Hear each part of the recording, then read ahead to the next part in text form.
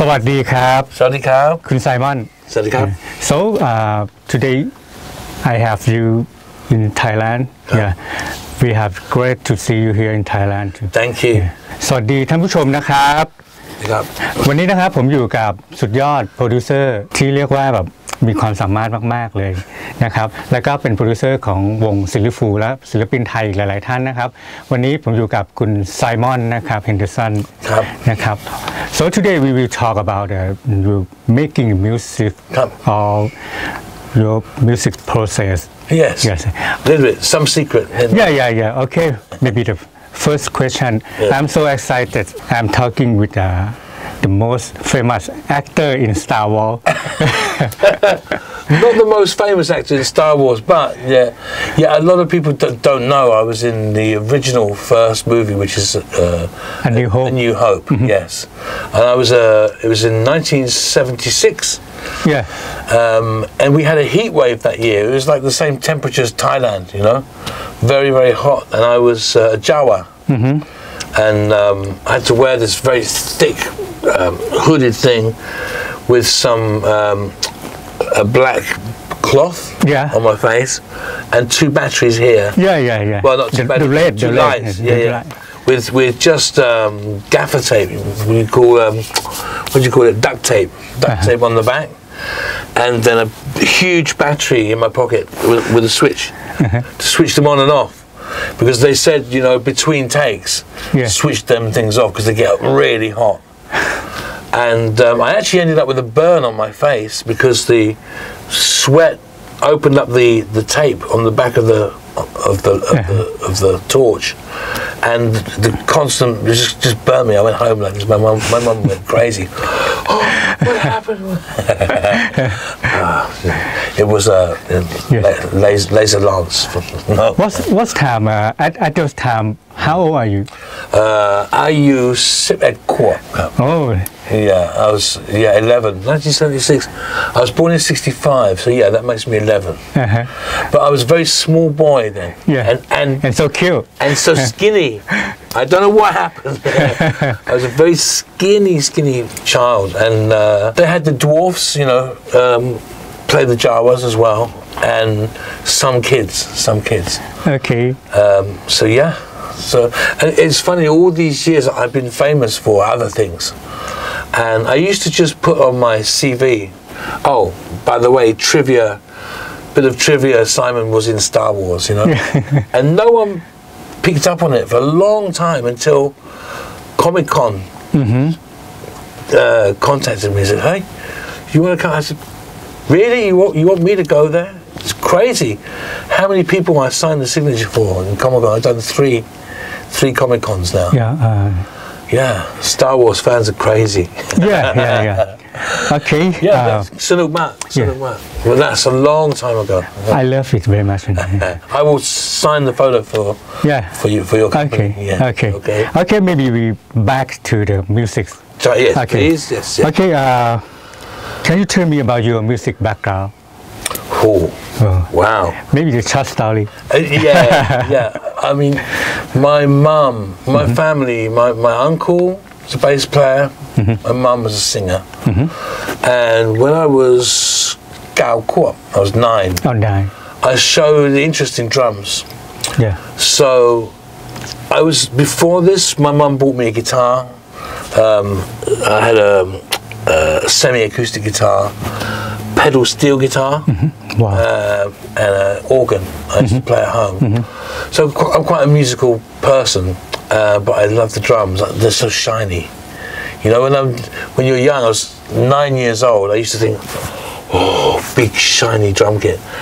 And cut a long story short, I jumped on the drums at one of my mum's concerts and started playing. And her next concert, she employed me to be the drummer.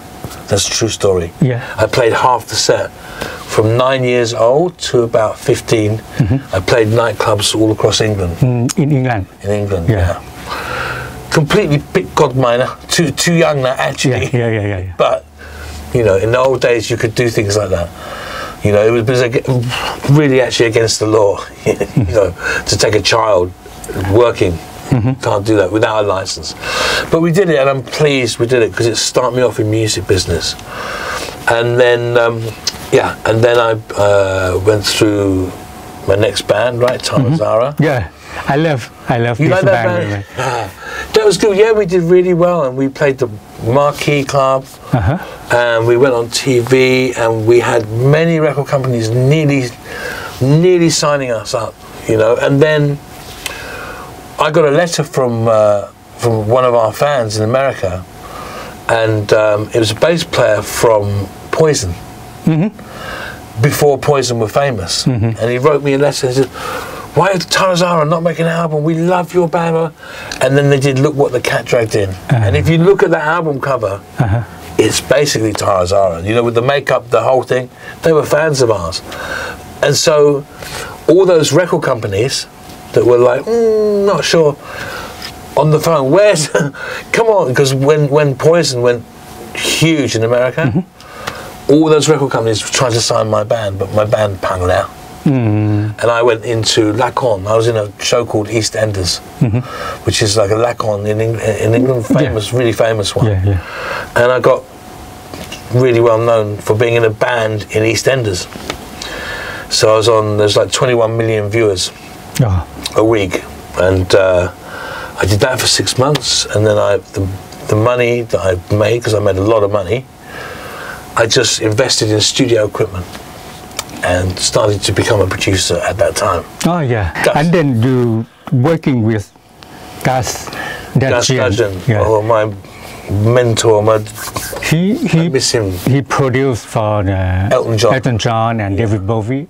David Bowie, Elton John, Jennifer Rush, some Beach Boys. Chris Lee too. Yes, yeah. He used to. He's real old. He was a real old school producer. Everything was very real. I learned so much from Gus. Today, the things that I do in the studio, I learned from Gus a lot. Yeah, he's my god mentor. Sadly, he passed away while I was in Thailand, and he's in a car crash. I miss him every day. It was his birthday the other day. So I put on my Facebook. But yeah, I love that guy. I used to co-produce my band with him. He liked my production so much. He gave me co-producer credit. It's amazing for a legend like this man. You know. So, what's the most important thing that you learned from Gus? Easy one: compiling vocals and dealing with vocalists. This is in my opinion, the hardest thing is dealing with, because you know you're dealing with people. You know, this is producers. A lot of people forget this point. You know, I'd say to my students, production is 50% know-how and 50% psychology. You have to understand people to get the best out of people, right? And I learned this from Gus, how to get the best out of a singer and to compile and cut, you know. But we used to do it analog. We used to do it with tape. So he would sit, I would sit next to him, and he'd have the lyrics, and we'd have like, no joke, 10 tracks of the vocal, track 1, 2, 3, 4, and he would have the lyrics, and he would put a circle around the word that he likes. So okay, I like I from track 1, love from track 13, and in the end you have a jigsaw puzzle. They say, okay, put it together for me. So I would have to bounce it to a new track and compile the vocal like this. These days we just it's very easy. It used to take me 1 or 2 days doing it on tape and punch in and punch out, punch in, and then open the next track and look at the lyric sheet and punch just this word, you know, punch in, punch out. But I learned my skill that way. You know, when you do things in the old analog way, when you have the digital toys, you appreciate it, and I think you can get more. You know, because you come from that time. It's a very hard time. But fun. So Okay, maybe. As we know, you are producers for Silifu band. How did you join with Silifu? I came to Thailand originally to work with Christina Aguilera. not Aguilera. Yeah. The pretty one. Yeah. Christina Aguilera. Hey, Christina. And because Christina was going to do an English album, and in the end it became Christina and Fern. A friend of mine in England was the British singer, so it's like an East-West kind of thing. It kind of worked and kind of didn't really. But while I was here, first of all, I fell in love with Thailand. When I came here, just thought I belong here. I just love this place. And I love the people and the engineers, and I got on very well. And so, City Falls, back to City Falls. So, we were using various studios, Peter Pan studios, all these different studios, and I wasn't satisfied with some of the things that went on. And so, I said to the guy that brought me to Thailand, I said, can you show me other studios? So we went all around Grammy, and we ended up in More Music. Yeah. And I knew Pipom already. We used to go out with Pipom and drink something, because we're rockers, right? Yes. And I said, oh, I like your studio, Pipom. Can I use your studio to do it? He said, oh, yeah, Tam Sabai. And so while I was at More Music, Toe came in. Yeah. Because he'd done IQ Roy Bettsip. He came in with his short trousers, his A-back uniform. Hey, man, with his American accent, you know. I said, let me get you my album. And he gave me IQ Roy Bettsip. He said, it's my album. And that was the day I met Toe, first day. And then, again, cut a long story short, about a month later, I'd finished the work, but I was still here. And I went to the Grammy gym to work out, because I always have a problem with this silly belly of mine. And I'm sitting in the sauna, and who walks in? Toe walks in. Hey, man. I was like, oh, hello. And he was the only person I spoke to who could speak perfect English. You know, so it was kind of a relief for me, because I couldn't speak Thai yet. Yeah. So I'm sitting in the sauna with Toe, and to cut a long story short, he said, are you going to be here long? Can you mix my album? I said, sure. He said, yeah, we need a Farang mix, yeah. I said, oh, okay, when? He said, well, we haven't recorded it yet. I went, oh, really? And he said, yeah, but you should come and meet my boss. Come to talk to Asni. And so I went back.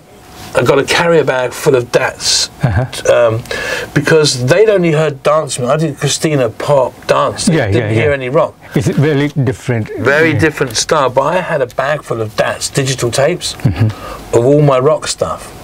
So I sat in Big Bomb's office with City Falls, and I played them tape after tape of my rock stuff.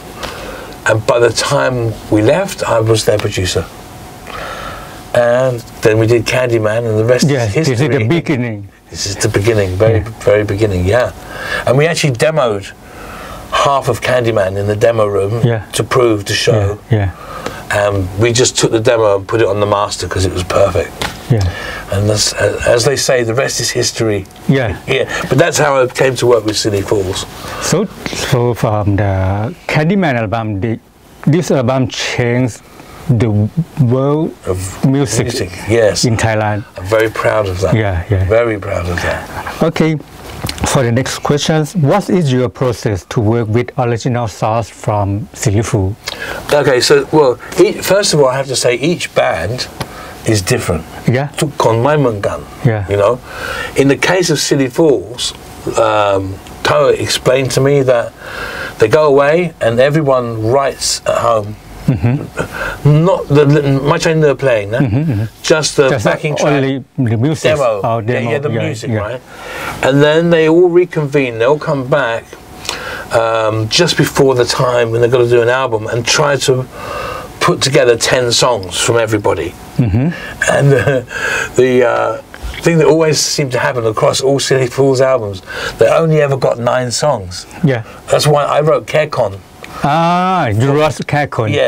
And gave it to them, and Toa obviously wrote the lyrics. And I call it the curse of the 10th song. There's always one song missing. We have to think, what are we going to do? You know? It's quite funny about City Falls. But the process is, we listen to those demos, and then I put the demos on the system, and work out the BPM, or we know the BPM, put a click down, and then we start to. Then I edit the demo into a different arrangement, and we start tracking in earnest. But that's one thing, you know. And then how it came to be with Toe is he normally listens to every stage when I'm finishing something. I give him an update, and he'll go in another room and listen to it for inspiration. And he needed me to cut, because you know, guitar is like, you know, Silly Fools, and that, when they make their demos, it's kind of like straight ahead, the same, not much colour in the track, you know, especially when they were young then, and that's what you do. And Toe kind of got blind to hearing the same thing. So what he liked about what I brought to Silly Fools, I would cut everything and mute stuff. Yeah. So it would have like they're saying in modern days, a drop. You know, it'd have a moment, and it'd be like, oh, I never thought it, because when you listen to a song, and you mute stuff, you think, oh wow, that sounds different, that's good. Yeah. And it sends you on a whole different way, do you know?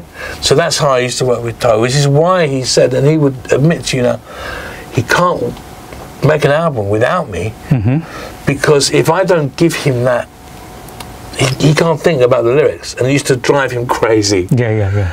And the fact that the melody, if I changed it, and I changed it a lot, he said, how about this melody? It's good, but change it here. I just changed, put in it now.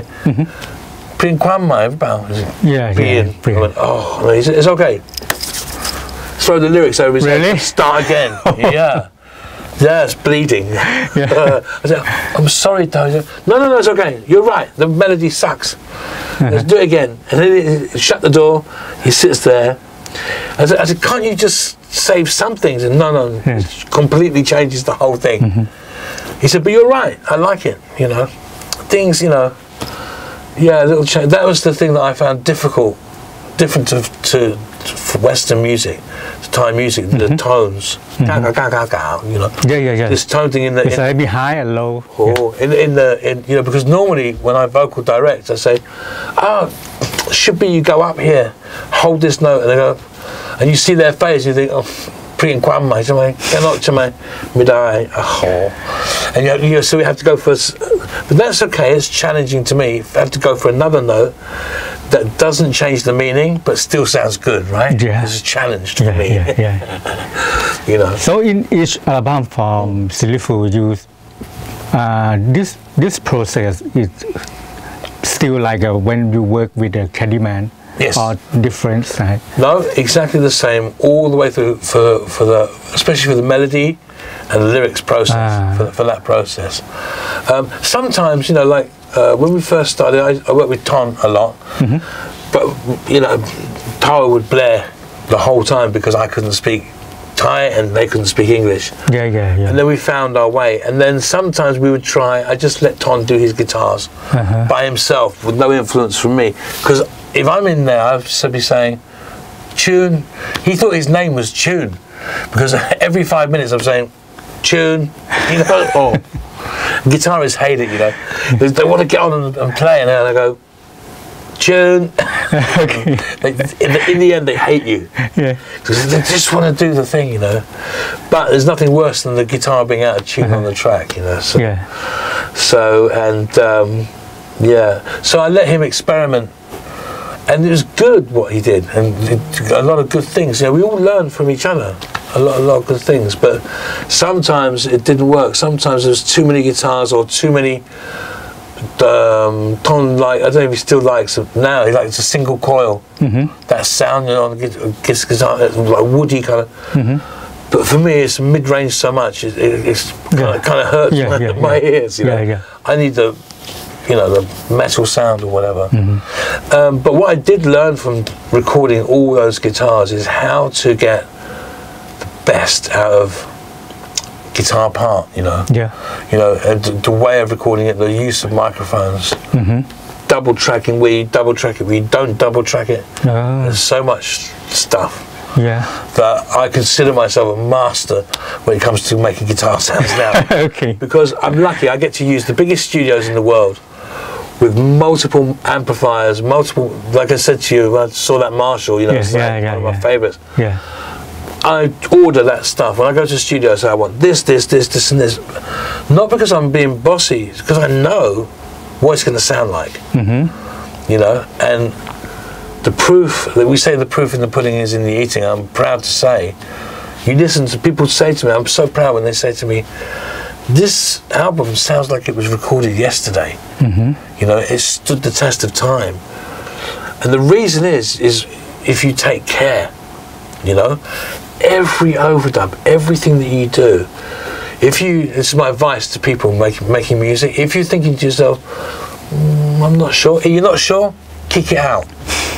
You know, you have to you think, oh really? Yep. If you're not sure and you're still not sure, it's a weak link. It's a weak link. You have to get rid of all the weak stuff. You can, you know, in this day and age, to have a hit or to be a hit forever, that's what you have to do. Okay. As we say, you have to sweat. Okay. That's a good thing. I love to pass it on. I love people. I got no secrets. I don't need to hide anything because I know I can keep doing it forever. Well, and hopefully forever. But you know, I don't mind if someone copies me or because that's knowledge, isn't it? I'm a teacher. I teach. I do master classes. I want to pass the knowledge on to the next generation. You know, and see what they do with it. Because I didn't invent this stuff. I learned my stuff from someone else. So we pass it on. It's perfect. Thank you so much, Simon. Okay, for the next question, how come the idea that you mix the electronic music with rock style in a silly fool band? Well, okay. First of all, that's me. I love synthesizers. Love synthesis. So let's do this point first. Whenever I produce a band, I ask them just 3 questions, right, to reveal what is what about the band. So the first question I ask them is, who do you all like? Because the bass player going to like something, and the chemistry of all the things that they like. And you mix it together. So first question is, who do you all like? Second question is, who do you think you sound like? Okay. Right? Third and final question, who do you want to sound like? Do you know what the answer to the third question, do you know what it should be? We want to sound like us. When a band says that to me, I think, okay, you know, they know where they're going, this band. I want to sound like Bon Jovi. Okay, I'm going to play in the pub, you know. Karaoke time. So, but the first 2 questions are important because when I know what their influences are, I can see why they play like they do. It also gives me insight when we're in the studio. I can parallel, so I can say, so like for example, when I'm working with Gay, I will talk about Depeche Mode and Trent Reznor because I know he loves Trent Reznor from Nine Inch Nails. And so I do my homework and I say, you know, like that Depeche Mode track, you know that one?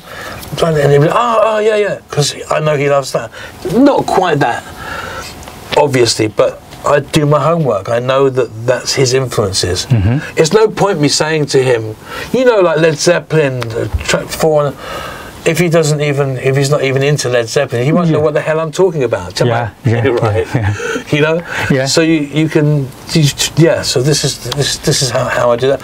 And the other reason for the electronic music is sometimes in rock, you know, you have to be very creative with the overdubs and with the players of what you have.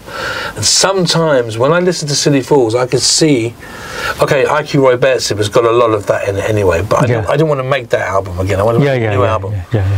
But I wanted to give it more dimension, more colours. Just more colours. So there's even like the sounds in there. I love to open each track and show the people what's in there because you wouldn't even know, you don't notice it's in there, but it has an effect. I got a sound I call Merry Christmas in Kitten, you know, and on the Ruelami Wantifon, the second verse, you just hear this little Christmas sound going ding ding ding ding. It's like fairies. But it's really low. It's not a feature, and a lot of people you know, they wouldn't notice it. But it makes you feel something like, I don't know, some lovely memory or something. It's creation. Really. So there are lots of the sound and the thing that you hide it. Yeah, it's in there. Because the thing is when you take it out, you feel something's missing. Yeah. But you can't quite hear what it is in the track. Unless you see Silly Fools live and they open the MD track, and then you can hear all my synths. Yeah. Loads of them, especially things like my.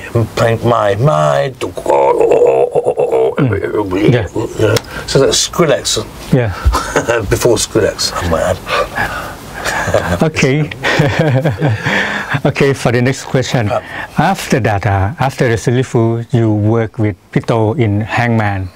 Yes. Yeah, and how is different between you work with Silly Fool and Hangman? I thought it was going to be the same because of about the process. Pokati, normally we have demo from Content for all the band, but in this case, when he approached me about the situation and to do Hangman, I went to his house and he played me about 6 demos, and I recognized them as I know what Toe's demos sound like. They're quite poppy, and then I know his demos, what they're going to sound like, they're metal. And Rang's going to have some lovely chords.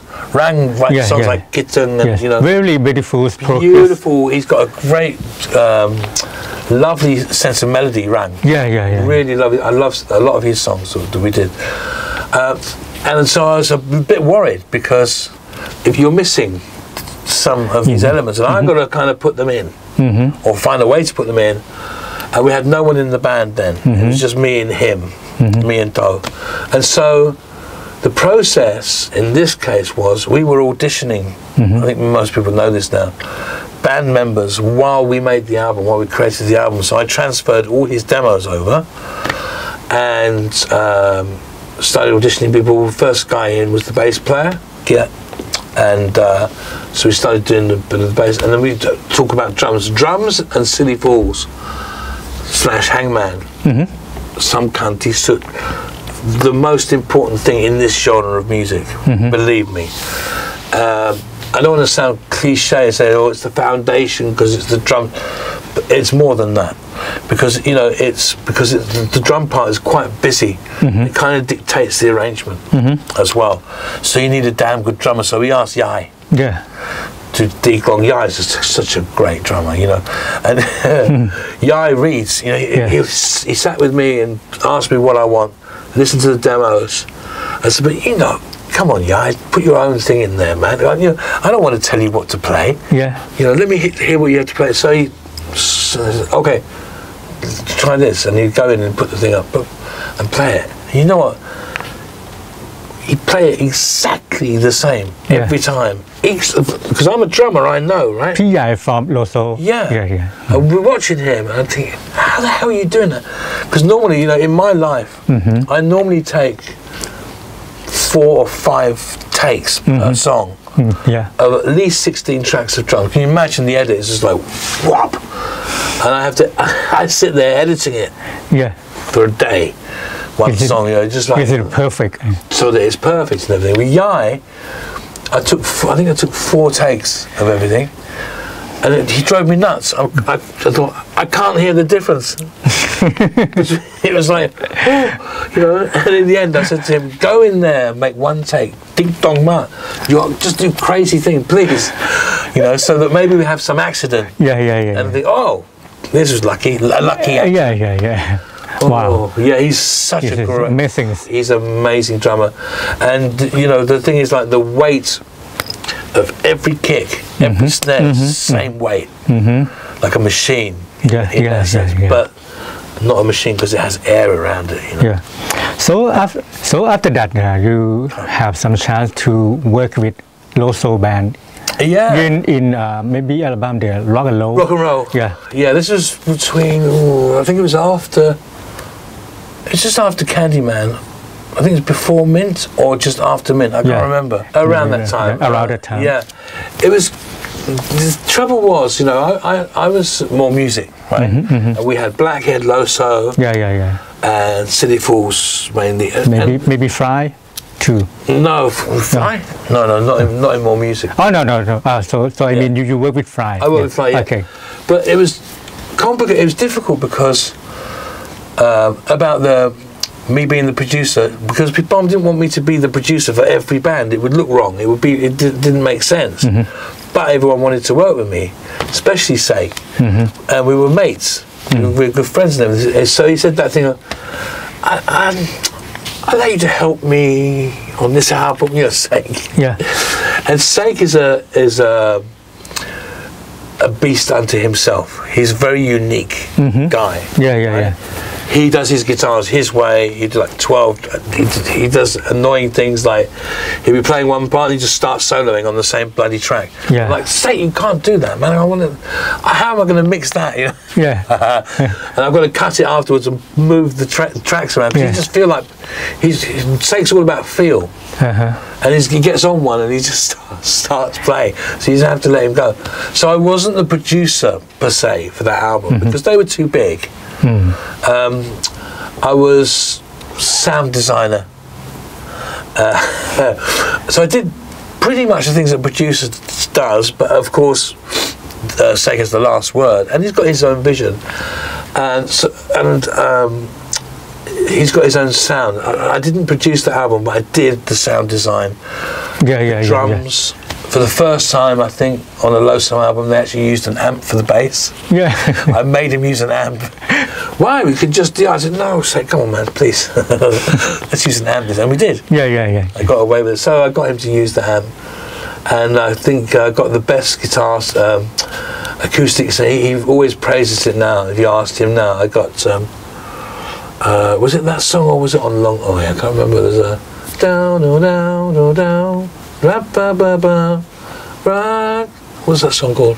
Yeah, so Sake, I think he'd tell you today the favourite part that he liked most of all that I added to that album was when I mixed it, the song, what's it called? Kun Jan. He loves the sound that I got on his acoustic guitar. He always says to me, Simon, I love it. He just goes into a big thing. I love it so much. How do you do it? And it was very simple. I just put in the dimension, I put the guitar to the front and the reverb to the back with a long pre-delay. Yeah. But I do think, sometimes I do things like, cheeky things like, I'll put the guitar into a delay, but I won't put the delay into the mix. I send the delay into a reverb. So you can hear just the guitar and the reverb, and then you've got some delay deal going on, but it's only going on over here, and it's tricks like this that catch your ear and you go, oh, what the hell's that? Oh, you know, things like that. Yeah. It's a very, very beautiful song. It's like a bedtime song. Yeah, it's a lovely song. Lovely song. Yeah, but he always comments about it. I enjoyed doing that album very much. And Yai was using, every album, when we do albums with bands, the new technology comes out, so they buy it. And so Yai bought these drum triggers and put them all over his drums. So he said, we can record the MIDI at the same time. Oh. He's like, I know, man, cool. So we did, but it was a bit of a headache, trying to get the sensitivity right and all this. Actually, it's a board warmer, but we did it. He said, just in case we need to replace. Well, of course, now in software you can replace the drum sound now. You get sound replacement, boop, and you've done it. But in those days we had to do it with MIDI and everything. So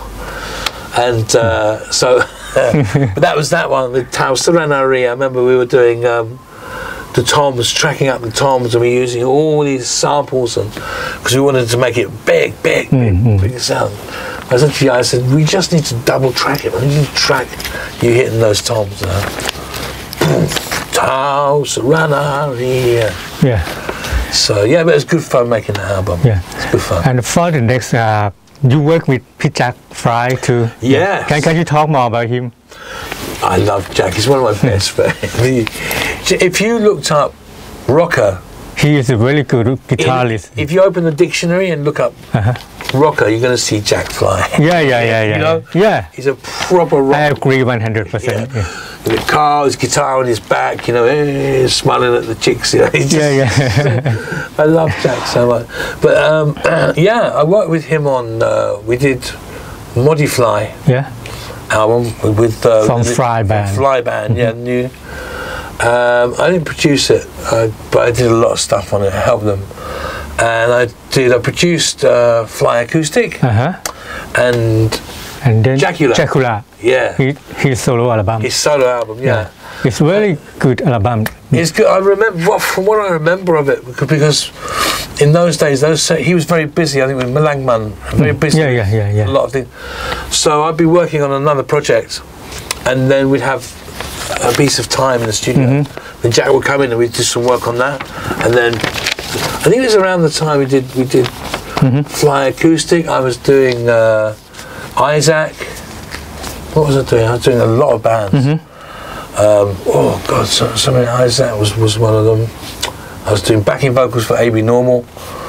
Yeah. So I had a motorbike. I was the busiest man in Bangkok. Okay. Let's go from studio to studio. Crazy. Okay. For the next question is about. So as we know, you work with a big label. Yes. In Thailand or maybe outside country in Thailand. Yeah.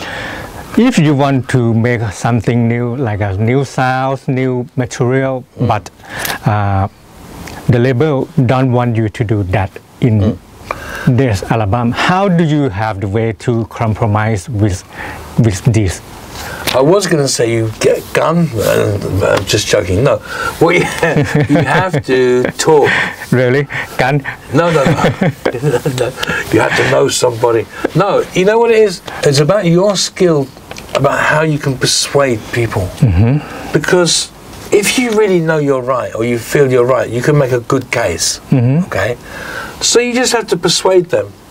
You know, and I used to say things before anyone knew what I could do. Like, for example, I said to Pito in More Music, I said, look, I'm going to deliver this album to you, and it's going to be a hit. I'm going to deliver it to you with roses and chocolates. You understand? It's not going to be just adequate. It's going to be perfect. And if it's not, you can kick my ass and kick me out. You know, I'm putting all the risk here, because you know it's either I'm going to look the fool, not you, because I'm telling you, and I'm so persuasive. He and I could read that would work with him, and so I got my chance. Now you said it, you better do it. That's the only thing. Yeah. So, and I'm doing that. It's just like right now. It's a very bold thing. I'm not frightened to say things like, "I'm going to do this," because actually that's how I tick. Because if I say it out loud, I have to do it. You know what I mean? Yeah. It makes me do it, and it makes it all come true. So that's why I say I'm coming back here. Yeah. To make a difference. Yeah. Again, and I will make a difference again. And it's not because I don't want people to get the wrong idea. I'm not saying that I am the only one that can do this. It's not that. It's not that. But we need a shake-up in the business. That's all it is. You know, because we got.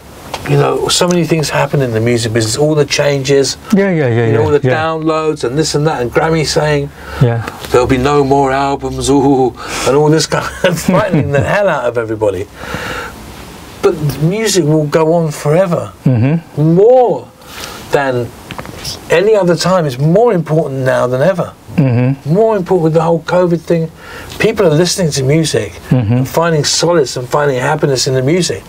It's more important now than it ever was. You know, and that's why we have to reignite about opening the concerts, and let's get back, because this is what makes people happy. You know, really important about the arts. This is the important thing. People have to happy. When they listen to the music. Exactly. So I actually see what I do is really important. Actually, you know, for people's mental health. You know, that's quite a big thing. You know, and people being depressed and things. It's so exciting to say, "Oh, great! I can't wait till this next record comes out, and what's it going to be?" And that's what makes me tick, and that's what makes me happy. So, you know, I think it's really important. You know, everything is all about attitude. Tassanakati. Tassanakati, right. But it's, you know, it's my point is that, like, I don't want people to. I can come across like you know, I'm going to do this, I'm going to do that, and I'm better than. I'm not better than anybody. Right? Because I can't do this alone. I need great singer, great song, great musicians, great lyrics, great studio. I need all of that. And me. Right? And we have to get all of that right. That's all I'm saying. Okay. So, but I'm just one of those people. I hike among giant artists. You know? I remember, as if it was yesterday, when Rang said to me, he said, "Do you think we're going to be successful?" I said, "It's my job." Of course, man. Christ, you're going to be massive. You know, really? He said it, eating his mama. You know, look at them. I made them huge. You know. We did it together because I hike among giant, right? And then we all. This is very important. We all believe the same dream. And the power of everyone believing the same dream is very powerful indeed. You know? Okay. That's the point. Thank you. It's not on me. It's on me to inspire people and make them come on my same frequency. That's it. And keep smiling and keep it fun. That's a good thing. Okay, next question is about, so now as we know you come back to Thailand again. So you have a new project and you have a new thing come to Thailand again. Can you share it for me? Sure. I mean, look, I would like to have so many projects. And a lot of people have already said to me about producing their album, some of the bigger bands. And that's fun. I'd like to do that. But I want to make something new. I want to make something fresh. And I want to, you know, Tao said in an interview with Paten, he said one thing that I thought, you're right. He was so surprised when Paten said, "There's no other band like this. Only one." And I was like, "Really? Seriously?" And I feel the same way. I think, come on, Thailand. You know, it can't only be one band as good as this. It cannot. It's impossible. So I went on my own. I have my own Facebook page, right? About 50,000 followers or whatever. And I said, "Come on! I want you to show me the best. Let's do it." And I come and try and make them come up. Because, So I'm not making the new City Falls. I'm not making a new City Falls, right? Because every band is different. Of course, it's going to have a little bit of a smell of City Falls because I'm the producer, right? You're going to get my flavour in there. But I'm going to bring out the best flavour of this band. And yes, I have a brand new band, and a lot of people know already. They're called Dragon Attack. I know. And I handpicked really good people. And what I like about this band, Nisai Dima, they are such nice people. Because you don't need to be an asshole. You have to be a rocker. You just need to do your thing well. You know, and care about what you do. I've got a lot of work to do with these boys. They have no idea. Well, I'm going to take them into the studio in December. We're going to release in January. Next year? Okay. January. I'll be waiting for this. And it's going to be a big album, and it's going to be. And I want to. I know the world is full of singles and this and that. I want to make an album, and the reason why it's important to me to make an album is when, as a producer, when we do the running order of the album, it's really important. What order you listen to those songs in is another part of the creativity. You know, if you like Candyman, we talk fun. We have that intro. Hello. On Spotify or something, you don't even have the intro. They cut it. We just have fun. It's, wow. Oh my God! It's like it's so important that you know, hey, Dom says, listen to this, or listen now, or whatever he said. It just goes, bah, and you think, and the feeling that you get from that. Yeah. But when it does, you know, it's because the track's too small. What it is because we didn't put the intro as part of fun. It's intro and then fun on a CD, right? Yeah. So it means that when you put it on Spotify or Tidal or any of these things, they cut it off. Yeah. Okay. So sad. So when you've got the album, you listen to it. You're going to listen to it as I intended you to listen to it. Yeah. That's all. This is a very important thing. It's important to me. Yeah. Yeah. Okay, I will wait for the next year. Yeah. Yeah, it's coming. Okay, maybe if some band or someone want you to produce their own album, how they choose to contact you? Or yes, well, they can contact me, and I mean the thing, I'm open to everything, but they need. I've had a lot of people send me things. Yeah. You need to, before you send it to me, make sure it's as good as you can be. Okay. You know, but if you think, oh, it's a bit out of tune, but I didn't have the right studio, there's no excuse. You send me a song, just playing the guitar on an iPhone. I'll know if it's a good song or not. Oh, okay. I don't need to hear the this and the this and the this and this. But don't send me something like really bad and waste my time. That's what I ask kindly. You know, it's nice if I will comment on it and say, but it's very hard for me. Can you imagine if someone sends me something that's really bad, and I want to Hangman Jai, but I also want to give them some advice that will help them. But there's levels. Yeah. You know, so you make sure, you know, if it's first of all you send it to me, you're going to be kind of ready to be produced. And know what that is. Right? I don't want to sound arrogant, but that's important. Otherwise, I will get thousands of things. I don't have time to listen to all of that stuff. Okay. But they can do it through my page and through my admin, Sid. Yeah. He listens to everything and he waits for the right moment.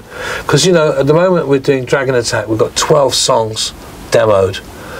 We're going through the lyrics. We have 3, we've got 4 or 5, we've got 3 done, we've got nearly 5 done.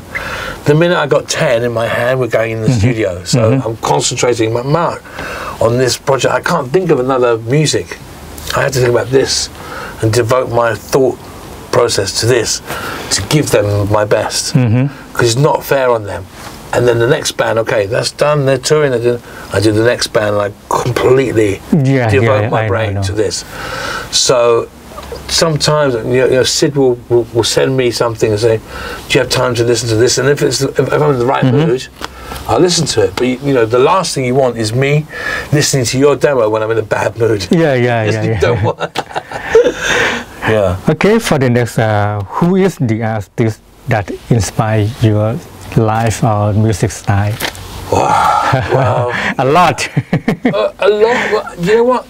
It's quite an easy thing. I'll tell you all of. I'll tell you, Queen, David Bowie, Pink Floyd, Led Zeppelin, AC/DC, all the rock things and all that. Yeah. But the reason why, if you listen to those names again, they all sound different to each other. Yeah. The classic rock. But they're different, you know, like Pink Floyd, there's no one like Pink Floyd. You know, there's no one else like AC/DC in my no one sings like Freddie Mercury. Yeah, I agree. They are all very, very unique. That's what gets me off in music. I like things. And so the worst thing to me is if you buy an album, 2 things. Only the singles are good record, it makes me crazy, or the whole thing just sounds like the same thing. It drives me nuts. So that's why the order of the album is important, because we've got this one. It's not like playing sharp, playing real, playing medium. But not only that, it's the so many things. The feel of it, the dimension of it. Is it dry? Is it wet? Is it guang guang? Is it, you know? All of these things, you know, that's production to me. So I really appreciate innovation. People who are unique. Ekalat. Yeah. Identity. Yeah, have an identity.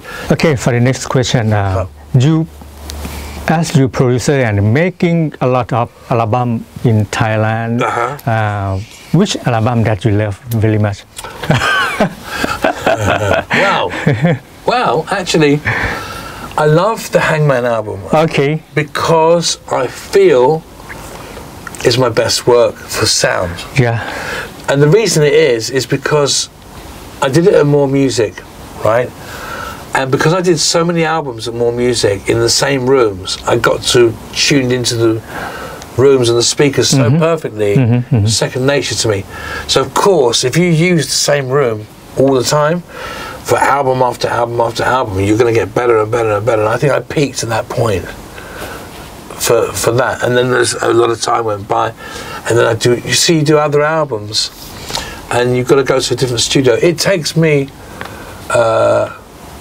if I'm honest, it takes me more than a week to get used to a room, actually. Wow. I can do it. Obviously, I go along with my thumb drive and I open my masters that I produced and I listen to them in the room, and I can spot where it's different to what I'm used to on the various speaker systems.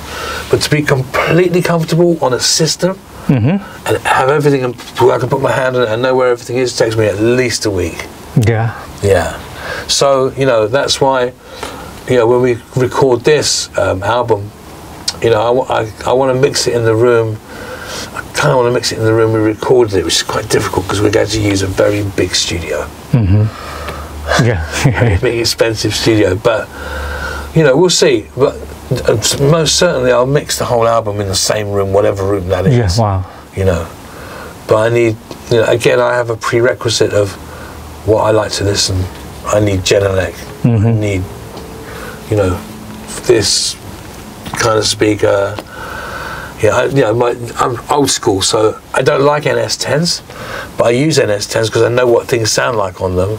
Then when my ears start to get tired, I go back to Genelecs. And I know what to expect them to sound. And now KRKs and Adams as well, I know what they sound like. Well, the near field ones, I know what they sound like, but now they've got these big ass Adams.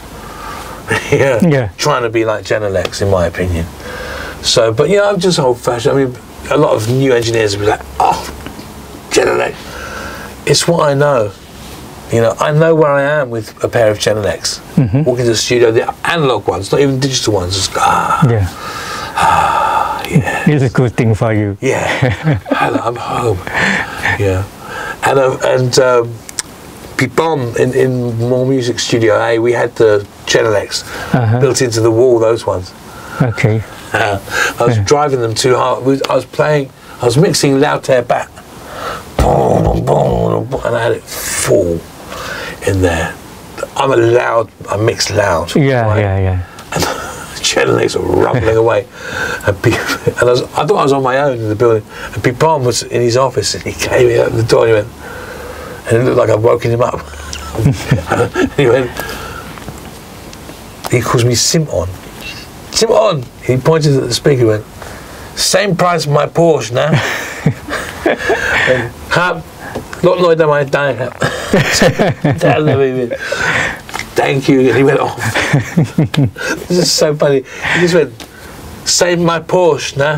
When he had that Porsche, pointed at the speakers, and I was like, he's so funny. He's my very best friend, people. Anyway, I've got a lot of things. I mean, in the future, I've got some very funny stories about what we did across all of those albums. And I'm trying to talk to Grammy about letting me open the album and talk about every track. And because there's stories to everything, how we did it. I think the fans would love it. Okay, next question about in your opinion, how about the trends of the next music? Who knows? Okay, thank you so much. Actually, I noticed something from my son, because I realize my son's 18 now, right? And I get all what's going on the front line from him. All the artists that he's listening to, I listen. He goes, Dad, you have to listen to this, because he respects my work and he respects the things that I've done. So it's coming from a good place, And he turns me on to some great, really good modern music and everything. And the other day, in fact, last night, he's playing this what I call skater boy music. Like Blink 182. I think, unless I'm going completely mad, I think it's coming back into fashion. That guy, like Green Day, it's coming back. I'm not sure I want it back. Actually, that American kind of, I'm not sure. Yeah. I'm not sure we want it really, but it seems to be back. So, but that's the thing with the internet and the kids and the millennials and all those things.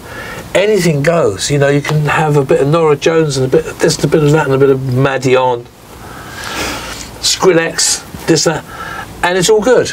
Yeah. On the playlist, it's all good. That's the way they are, right? So that's kind of cool too. But that opens the door for multiple genres. And that's making people open. It kind of it used to annoy me how the world would go through these everyone's got to be into R&B, everyone's got to be into rap. There's no need for that. I love Eminem. I think Eminem is great. I love Skrillex. I love dubstep. Dubstep is the closest thing to rock there is in dance. That's for sure. And it makes you feel something, and it's I love all that. I love Sia. I love Sia. Me too. I love great singers. Original singers, really good singers. Okay. So, but that's the great thing about I'm not going to be an old. What was my son called me boomer? I'm not going to be an old boomer and go, I only like rock music. Oh, that's when they could make real music. I know, I love it all. I think it's great. The only thing I don't like is in rap when they don't sing in time, when they don't rap in time. There was a time when they would rap just behind the beat to be cool. God, it used to drive me mad because I'm a drummer. I'm like, oh, it's out of time, and it's like really out of time. And they know it's out of time, but it's like a lay back. Just laid back, but laid back like Charlie Watts falling asleep. Rolling Stones drummer falling asleep. It's too laid back, man. And I just can't listen to it. It's like if you said to me, "Oh, we're going to just make the vocals slightly out of tune to make it cool," I wouldn't be able to listen to it because my ears would just go, "Ooh, it's out of tune." Okay. For the next, which album or who is artist that you listen to at the moment? Well, again, I kind of asked it in that last question in the sense that I listen to all these different things and they stick with me longer because I fall in love with things. Like there was, I like that. What was that? Alan Walker. The Alan Walker. Alan Walker. I love that stuff, the Swedish Girl and everything. And that's so out of date, that's years ago. I can still listen to it now because it's a great melody, wonderful production. But yeah, this new thing my son turned me on to, Madion, this artist Madion. The whole album's so good. This kind of, these things. And he'll say to me, oh, you got to listen to this, got to listen to that. And so I don't bother following anything per se myself because I've still got the old things that I love. I still love Aerosmith. I still love, all those things. Van Halen. Yeah. But I don't need to have my own playlist. I've got my son because before I have a chance to think about anything, he goes, "Dad, you should hear this track." Every day. Okay. So that's good enough for me. That's good enough for me. He's 18. He knows what's going on. Let him do that. And I pass that to the bands I produce too. I mean, the last 5 tracks I showed to bands and said, "Hey, check these tracks out. You'll get something from it." They were all from him, my son.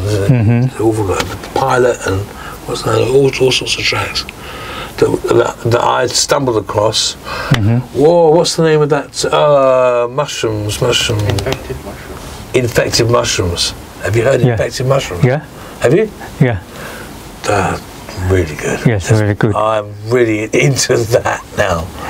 I'm into Infected Mushrooms. Okay. Sounds bad. It's a band. Okay. For the last one.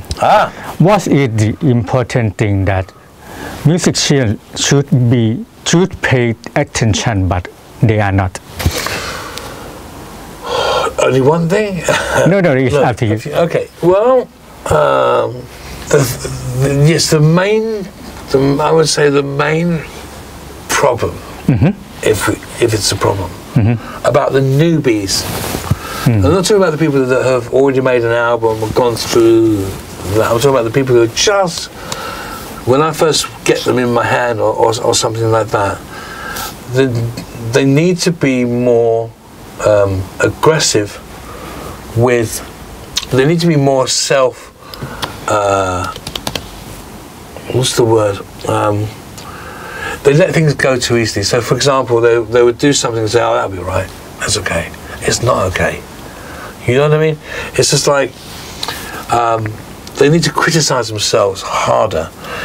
They'll say to you, "Oh, I'm my own. I'm never happy. I'm an artist." Bullshit. You know, I've heard things and think, "Well, why is your guitar out of tune on that track? Why? Why are you out of time? Can you hear it? Because I can hear it. Oh yeah, I can hear it. It's a little bit. Well, why didn't you fix it then? You know." And then it sounds like, "Oh, crikey, he's a bit." It's fun with me in the studio, but I'm not having laziness. You know, and I feel like I teach people things like, I remember with Tom, because of computer world, right? And we've all done it. We've doing our first guitar tracks, and he was doing a hook part. He stopped, and I looked at him and went, "What are you doing?" He went, I said, "What are you doing?" Simon said, "What are you doing?" He said, "Oh, it's the chorus." I said, "No, we're not cutting and pasting, nothing here." I said, "Play from there to there." He went, "Oh, why? We can just cut and paste." I know we can. Just because we can doesn't mean to say we should. Because maybe you play that hook better than you played that hook. Hook 4, you played it better. And then he thought, "Oh, you're right," you know. Because he can see, "Oh, that's true, because I'm into it and I'm doing it." Because it's all about a performance, you see. So they're the things I feel I give to the musician. Because we live in a computer world. Because what's the point? But you can, you know, when you, here's a nice tip for everybody. When you record something, or it's the guitar. When you record a guitar part, right, and it's just, you just record the hook, okay? I can hear that the person's just started playing and they know that they're coming to the end. I can hear it by the way they play. You know, just like a singer, if you say, we just want the last word of this thing. So say the last word is me, right? So they go, me, right? And it just doesn't sound natural, because you wouldn't say, you know, "Don't you love me?" You go, "Don't you love me?" Because we've just punched it on. Yeah. Right? Yeah. And it's the same thing as that. Sing along, sing the whole thing so that it fits. So everything. I know this is like an obvious technique, but people don't do it. People think they abuse the tool. You know, but I'm saying never forget. So finally, I answer your question. Yeah. Never ever forget what you're doing is a performance, and you're capturing that moment of time. To me, that's the magic. Like when you take a photograph, you capture that moment's never coming again. Yeah. That moment in time is gone now. Yeah. Right? So when you're playing, you're capturing that moment. I don't make it sound really special, but it is special. You know, because you were feeling a certain way that day and you did it a certain way. You know, and you can listen to it and go, "No, I can do it better." And so you gave your best that day in that performance, and you captured it. You put it on your shelf to look at it. Yeah. Right? Yeah, right. I agree 100%.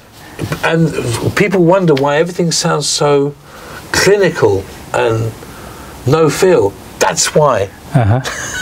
That's why. Yeah. You're just recording by numbers. Okay. Thank you so much for your time. You're welcome. Yes, and very good attitude and good advice. Good luck with the subtitle. Yeah. Okay. For the next, I will wait for your new project. Yes, please do. Yes. Thank you so much. ขอบคุณมากครับ ขอบคุณมากครับ Simon. Thank you everybody. Thank you. สวัสดีครับ ถ้ายังไงนะครับก็เตรียมรอพบกับคุณไซมอนกับโปรเจกต์ใหม่นะครับกับ Dragon Attack นะครับแล้วรอติดตามชมดูว่ากีตาร์ไทยนะครับจะไปสัมภาษณ์ใครนะครับเทปนี้กีตาร์ไทยผมเดียวนะครับและคุณไซมอนลาไปก่อนครับสวัสดีครับ